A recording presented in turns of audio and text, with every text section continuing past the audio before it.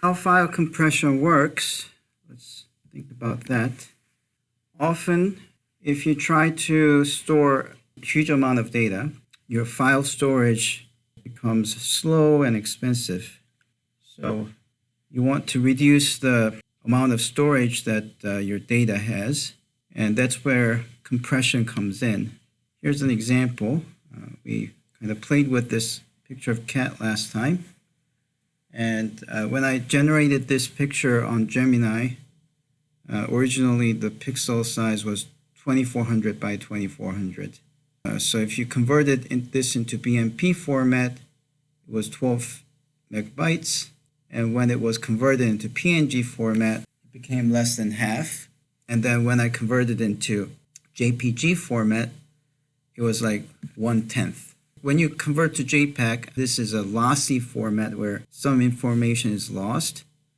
So when you try to save a BMP file in a software like Paint.net, it's going to ask you what will be the quality of the JPEG that you're saving. And if you go for 97%, it's quite large. But if you go for something like 70%, the picture will look less crispy, but the file size can be reduced even further. Right? Okay. So let me give you a very simple algorithm that doesn't work well, but it could work well in some cases, which is called run length encoding. And the idea is that a lot of files have repeating data. So for example, in the previous cat picture, black is one of the repeating colors at the background. It was kind of dark. And when you have black, its RGB channel values will be 0000000 in hex because there's nothing. No color means it's black, right? And when you have repeating bunch of zeros, then you can use RLE to say, well, here we are going to have zeros and it's going to repeat for 10 times or 12 times. If you do that, then you can kind of save memory by doing that. So here's another example. If the original data was something like AAA, BBC, DDDD, AA, then you can say, well, A repeats 3 times, and it's B repeating twice, C repeating once, D repeating four times, and A repeating twice. And by doing this, this became shorter than the original one. Right? Now, this was only shorter because you see a lot of repetitions. A was repeated 3 times, D was repeated 4 times. That's where the savings were. Now, if you have 2 repeating ones, that really doesn't save anything because AA encodes to A2 in the RLE. They're both 2 letters, so there's no saving there. And when it comes to a single letter that does not even repeat, that actually becomes worse because now you have just C encoded as C1, that's longer. So there is a problem with this method. If the original data does not have a lot of repetitions, the file size may increase. Okay, here's another idea. Another idea is called reducing the number of bits per character. So I'll just read it for you. In most documents, only alphabets and few punctuations are used. These fit in numbers 0 to 63. So think of it like alphabet is 26 letters. So there's 26 for capital, 26 for the lowercase, 26 plus 26 is 52, right? And then you have like the punctuation mark, like period, a comma, maybe quotes, semicolon, single quote, apostrophe. So you can probably fit everything that you use in, say, an ebook within 64 letters. Those can be encoded by just using 0 through 63. And because 64 is 2 to the 6th power, you only need 6-bit integers to represent 64 different letters, right? So as opposed to the standard ASCII encoding, which uses 1 full byte per letter, you can use the 6 bits to encode. Of course, this will take more time because 3 letters will be 3 times 6. No, 4 letters will be 4 times 6, which is 24. That's 3 bytes, right? So you need some kind of encoder, decoder that takes in every 4 letters, encodes it into 3 bytes by using the 6 bits per character. And then that's how you're going to compress it. And then later when you read it, you have to have it back to normal. So you need to write another decoder, which will put it back into the standard 8-bit or 1-byte ASCII code. But with this sacrifice of speed, you have like 25% of memory saved, because 6 over 8 is 75%, right? So you only use 75% of the memory. That means you've saved 25% of the memory, okay? So that's one idea. But then you can try to improve on this idea by using variable length bits. So you remember when we were doing UTF-8, for the English letters, we were just using 1 byte, whereas if we used some Chinese characters or some emojis, we used 4 bytes. Remember that, right? So for those that are less often used, we use longer bits. For those which are more often used, we use shorter bits. That's basically the idea, okay? This kind of thinking led to the idea of Huffman coding, which is a way to make the most optimal way possible for encoding characters or encoding some repeated contents in a big file. So suppose you have a Huffman tree for encoding this text. It's maybe I should have done abracadabra, but I wasn't too creative. I just put AAA, BA, BCA, BCD. Okay?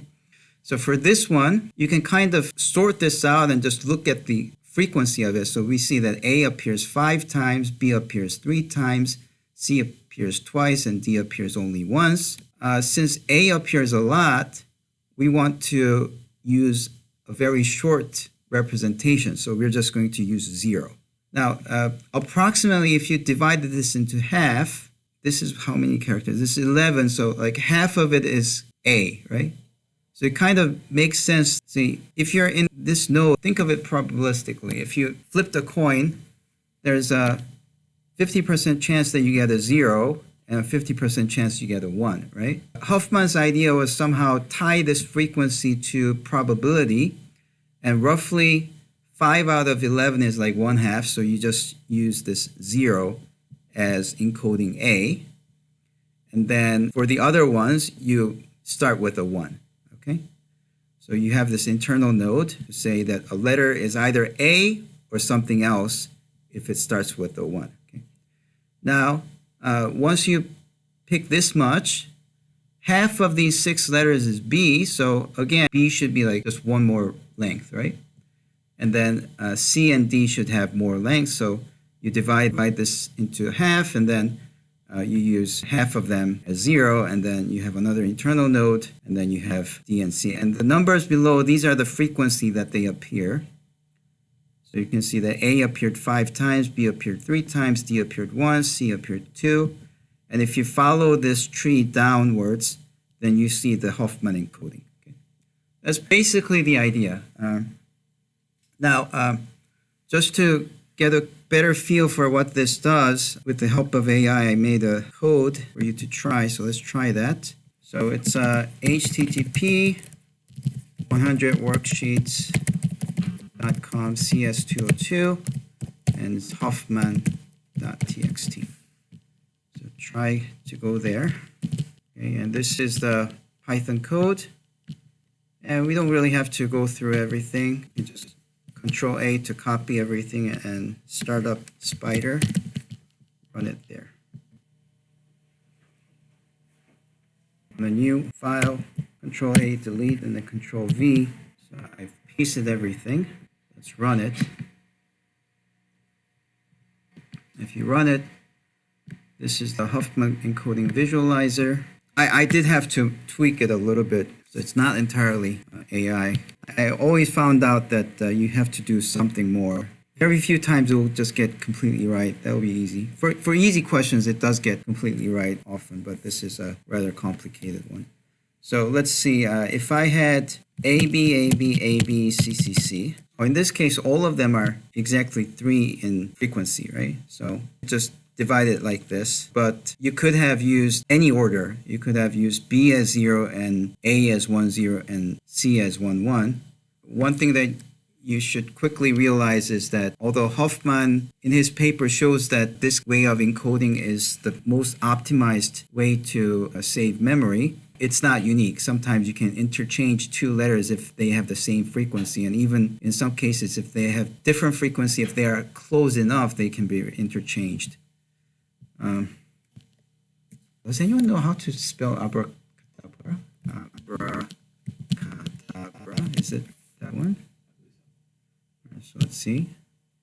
Okay, so in this case, we have A repeating 5 times, much more than the other ones. So of course, it will just give you ones. And then the other ones that have less frequency are about evenly divided. So all of them are 3 digits long. Let's just do something more everyday. So this is the test. This is a test. Generate coding. All right, this is more complicated. If you see that S used 2 binary numbers. That means it's like roughly 1/4 of the entire data. And although T repeats 3 times, the very first T is a capital T, so it has to be encoded in a different way. And there's also some characters that's different. This is, you have a blank character that has to be encoded, and dot is a character as well. So blank repeats 3 times, so that's actually quite frequent. Blank repeats 3 times, so where is that? Here. Yeah. Blank repeats 3 times. S also repeats 3 times. What is this length though? So 15 is the total length, and 3 out of 15 is like 20%. So it's close to 25%, right? So those with frequency 3 is given length 2, which is like probability of 1/4, right? Flipping a coin and getting 0 twice, it has a probability of 1/4, which is roughly 25%. So that's how Huffman encoding does things. Okay. All right. So that's Huffman encoding. Now there's another idea here. See, RLE only handles repeating characters, and real-world data has more complex patterns. So, for example, if you looked at some teenagers' texts 10 years ago, then you would see the word literally repeated a lot. Do you guys use that again? Literally? That used to be like some word that all the teenagers used to use. So if you encoded a lot of these texts, then literally would be something that repeats, and you would want to somehow use that redundancy to reduce the amount of data that you have, right? Abraham Lempel and Jacob Ziv in 1977 and 1978 proposed 2 algorithms, slightly different, LZ77 and LZ78 algorithms. And the key idea is replace repeating sequence of characters with references to earlier occurrences of those sequences. And LZ77 uses offset length and character format, looking at previous sequences, and LZ78 uses a separate dictionary. And I also wanted to demonstrate how these things work. So it's the same address as before, but now it's, instead of Huffman.txt, it's compression.txt. Okay, so go to this one that we opened, just replace the Huffman.txt as compression.txt, and this is the other file. Let's Control A, copy everything, and paste it in yet another new file. Run it. Sorry, there's something wrong with this. I must have made some changes wrongly.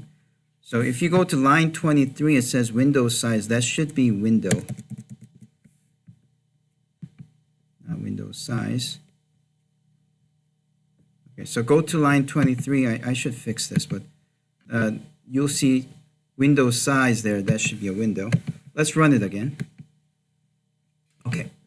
So now what it does is you have this LZ77 encoding text and then window. You have LZ77 underscore encoding. So this file only contains 2 functions for you to use. And first just put something like AAA, BB, BBCC, AA. And then you can either provide the window size or leave the window as 10. Close the parenthesis like this, and then let me make this larger. Now let's try to decipher this. What does this say? So first of all, at 0, 0, and if we go back to this thing, it says offset, length, and character. Okay, offset, length, and character. In the beginning, it's always 0 and 0. And when you have 0, that means that it never, you didn't see it previously. You start with an A. So you start with an A. And then it says for the next chunk, you see A repeating twice, right?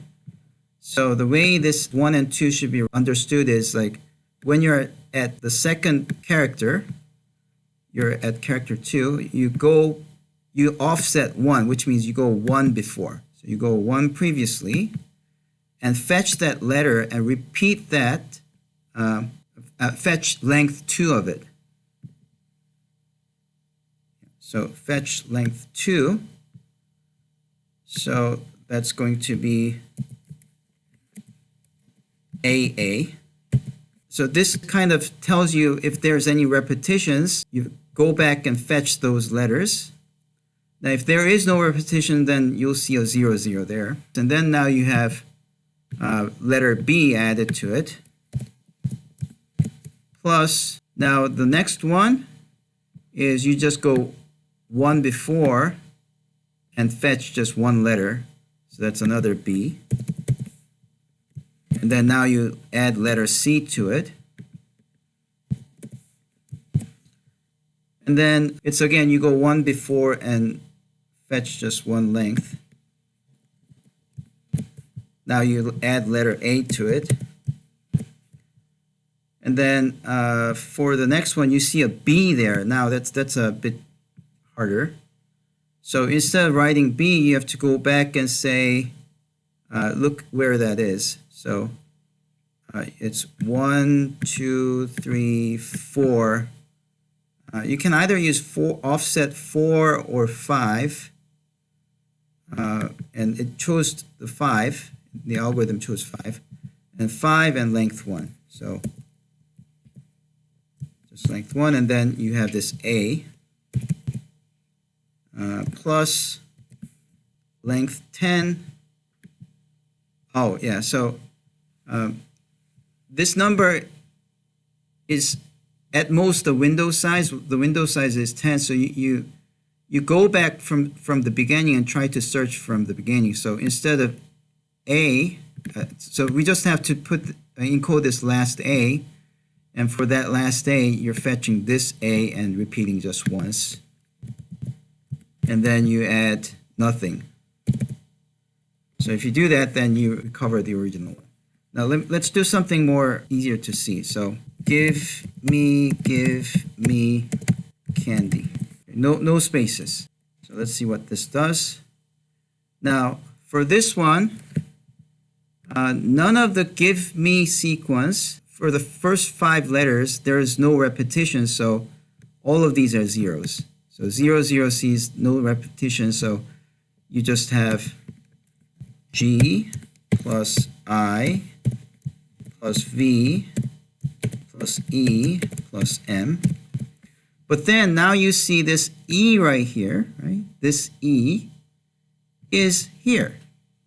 So you go 2 letters ago, and then you fetch just 1 letter, and that's just E. So that's going to be E because you went 2 letters ago and fetched this 1 letter. And then you attach a G. Okay. And now here comes the huge savings. Now you see give me this entire sequence, right? Give me, that's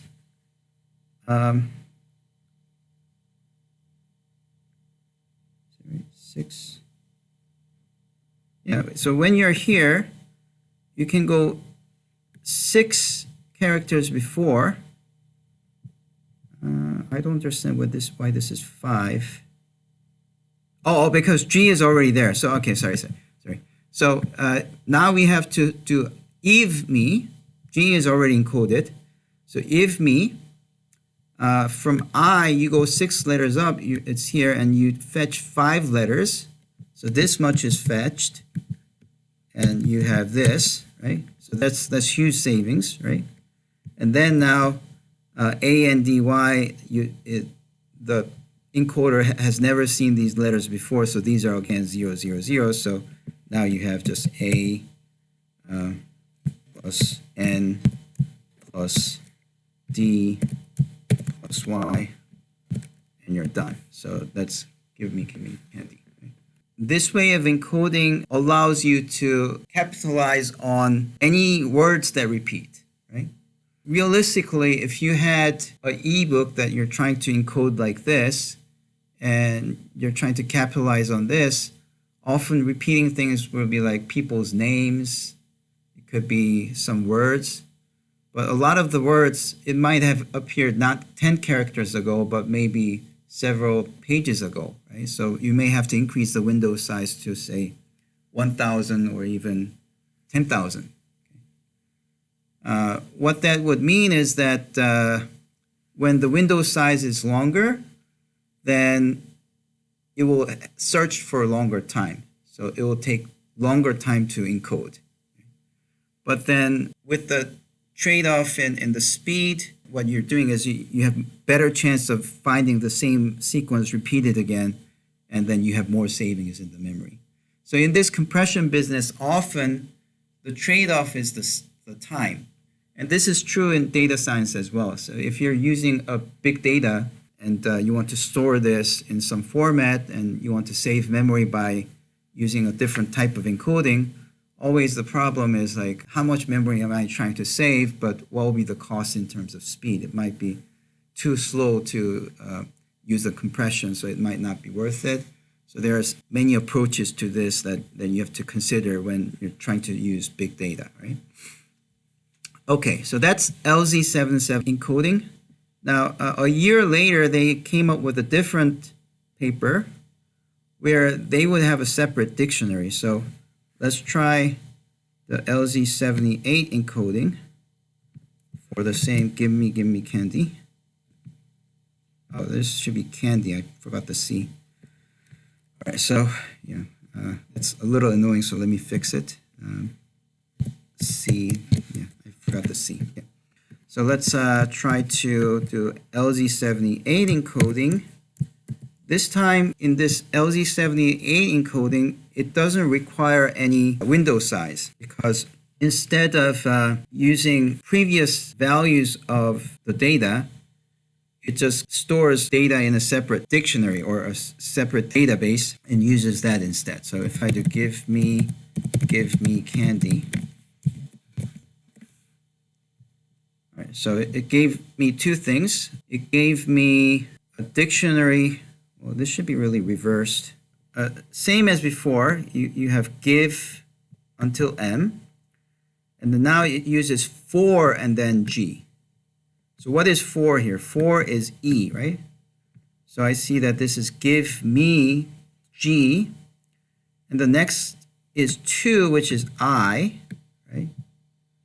Oh, okay. So this 2 is really I, if you look at the dictionary. And then 4 is E. So all of these things that repeated is now encoded. Now, right now you see that even though this was able to encode EG and IV and EM, seeing that these repeat, so yeah, when it sees repetition, it assigns a different number for it. But it didn't get a chance to use them because I've never did enough repeating. So if I put give me candy, give it to me right now, it is mine. So if you say this, then let's see. Then it builds longer and longer dictionaries with 2 letters. But then now you see some of the numbers are later, right? 18 is used and 18 is, it's just T, just a minute. 17, no, 14 is used. What's 14? 14, 17. Okay, so at least we have something like 21 is used. Now 21 still looks like a single letter, but it's really two letters. So so if I compare the LZ78 encoding with LZ77, let's think about this encoding. Can you tell me how much data points this would be? So 0 is an integer. So if you use the standard integer, how many bytes is that? Standard integer means long integer. It's usually, at least in NumPy, it's 8 is 1, but that's longer one. It will be 4. But some C++ variants, it will be long integers, 8 bytes. But let's say we're using 4-byte integers. Okay? 4-byte integers is what? 2 to the 32 power. So that's quite high. So you have 4 bytes, another 4 bytes, and then you have 8. Now, because this really is limited by the window size, if you did a window size of 256 or less, you can really just go by 1 byte for this. You can use the short integer. So if we say window size 256, then this became 1, 2, 3 bytes per one point of information to encode just this one letter G. And again, it's using 3 bytes for another letter. And the first time it has any cost saving is right here, which is, it's not really a cost saving. It used something, but that's just length 1. So this really represents 2 letters with the cost of using 3 bytes. That's still expensive. Only here you're using 5 plus 1 letter, so that's 6 letters using 3 bytes. Okay, that's some cost savings, but it really doesn't justify stuff. So what you see is that if your file size is quite small, then this way of approaching things actually makes things worse. And you do see something like that. So these are the encoding types. And zip compression uses both ideas. So it uses, when you say zip compression, it's actually not a single compression algorithm.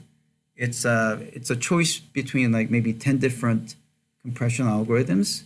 It also uses both Huffman and the LZ78. So if something's using LZ78, it will be first figuring out how to build a dictionary, and the dictionary that repeats a lot more would have shorter lengths by using the Huffman coding, stuff like that, okay?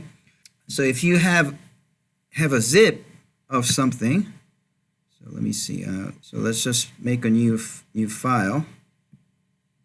I think this was 15 letters, right? So it's only 15 bytes or so. Yeah, it says 15 bytes exactly. But then if I do a zip file of this, right click, I have the 7-zip installed. So let me test.zip and then look at what's the length of this. It became 165 bytes. So it actually went up by 11 times. It really does poorly if your data is not repeating. But if you have something big, so for example, let's see, this file is, 438 kilobytes. Oh, I forgot. By default, all of these Office files have compression used in there. So if I compress this, it's not going to be any smaller. So let me see, what about this one? I have a PDF file, let's see. This is 64 kilobytes. Let's see what happens if I compress this. Where is it? Oh, okay, here. If I look at it, it's 52 kilobytes. So it went down slightly, but it's not a large file, so we didn't see much. But you can, if you have just a pure text file and it's large enough, then you can see something like 50% of space saved by changing it to zip. This is the idea of compression, okay? All right, so now let's move on to lossy compression. Lossy compression is a technique that reduces the size of a file by permanently removing some of the data. Unlike lossless compression, where the original data can be perfectly reconstructed, let me just use Lossy compression accepts a certain level of data loss to achieve significantly higher compression ratios. Can you read this text? I mean, a little bit. Let's try a little bit. It was a dark and stormy night. Yeah. That's right. Rain fell in torrents. Yeah. Except at consistent, Occasional. intervals. Right. When it was Checked. Yeah. By violent gusts of wind that swept up the streets from Or it is in, right, yeah, in London that are I don't know. or seen as. Okay, yeah. All right, so it's a bit tough, but I took this famous. It's also known as the worst beginning of a novel. You don't know this at beginning? I mean, if you read Snoopy, Well, I mean, I know yeah, it's a yeah. dark and stormy night. yeah, it always starts with this because it's like so cliche for starting a novel. Yeah, so I forgot what the novel is, but you can look it up, okay? But what I did was I deleted all the vowels in the words that are 3 characters or longer, and you can kind of see that it's not ideal, but you can still make sense of a lot of these things, right? So that's the idea. This is not like the best example, but this is something like what happens when you do a lossy compression. You delete some stuff. In many cases, these are media files. When it's like pictures or audio or movies, a lot of times when some of the information are degraded somewhat, people still are able to listen to it, watch it without any problem. Okay. All right. So in JPG format, uses discrete cosine transform to represent a picture as a sum of many pictures. So these are the basis. What it does is here's a picture. You divide this into 8 by 8 squares, and each of these squares are really a bunch of pixels. To simplify things, I made this grayscale so that you don't have RGB channels, but you just have different levels. So you have values from 0 to 255, right? So you have that, and then what you do is you can represent this center 8 by this one block as sums of bunch of these things with some coefficients. So you multiply, this one is 0 anyway, so you don't need to multiply, but you do this times something, this times something, this times something, and you add them up.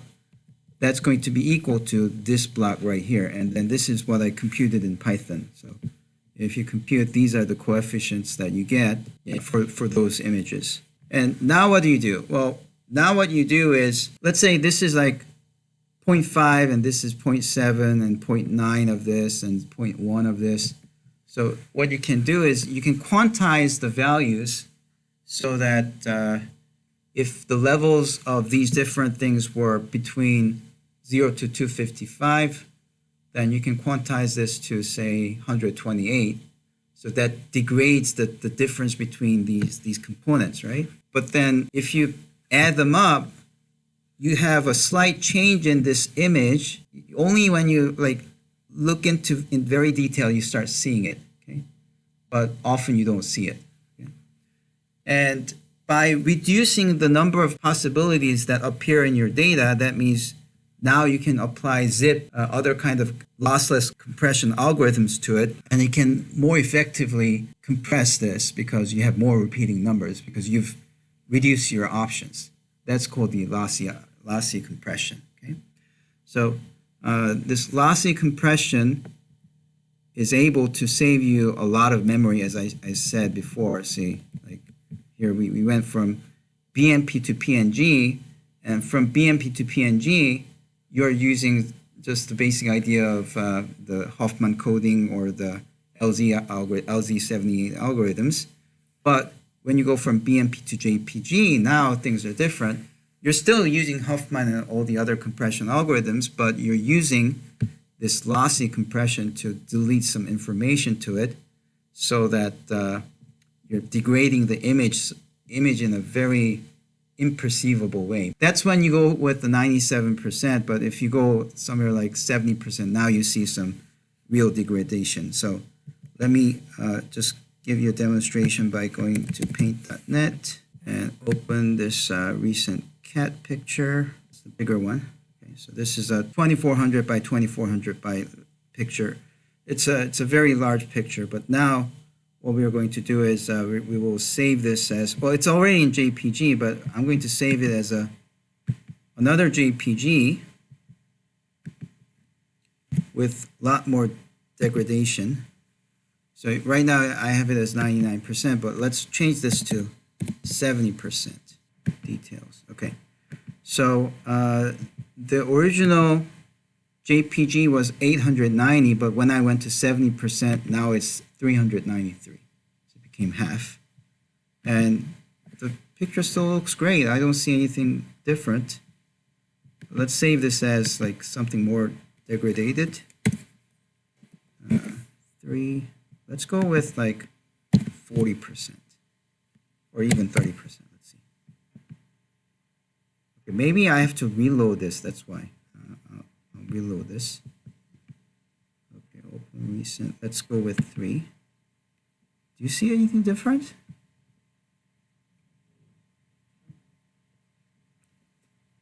It's not that different. Let's go with save as maybe. Let's go with like 10%. Huh. See, the reason you do DCT before you take information away is that if any of these things are erased, it's taking away information overall. So there's a very slight degradation across the entire image. If you took away information from this one corner, just that, then you would complain like, who took that information away? You might even think the picture is corrupt, right? But when you do discrete cosine transform and then take information away from that space, now it's less perceivable. Yeah, I think here you may be able to see it. It's hard to see, but here you see some strange artifacts. Yeah, I see it right here. Yeah, so because it's this is all 8 by 8. For the 8 by 8 squares, because I'm degrading by 8 by 8, you see that things are not so great. Okay? If you have, if I put a text, this is a sample. Okay, good. So if you have this, and if you save this, save as a JPG, text JPG, which is a terrible choice for storing text. And if you do that, then if you magnify, no, I don't believe this is the true file. Let me load it up again. Oh yeah. Now you see the artifacts appearing, right? So you see this. Did you take differential equations? Yes. Have you heard of Gibbs phenomena? I have not. You haven't? Okay, well, if you have an abrupt change in the value, see, in terms of RGB channels, this went from 0 for black to 1 for white, right? So there's as a function, it's a jump function, it went from 0 to 1, right? So if that happens, then because discrete cosine transform is a smoothly varying function, if you're trying to approximate a sudden change using continuous functions, it suffers when it tries to approach these boundaries where there's a sharp difference. And you get these things called artifacts. Okay? So that's what happens.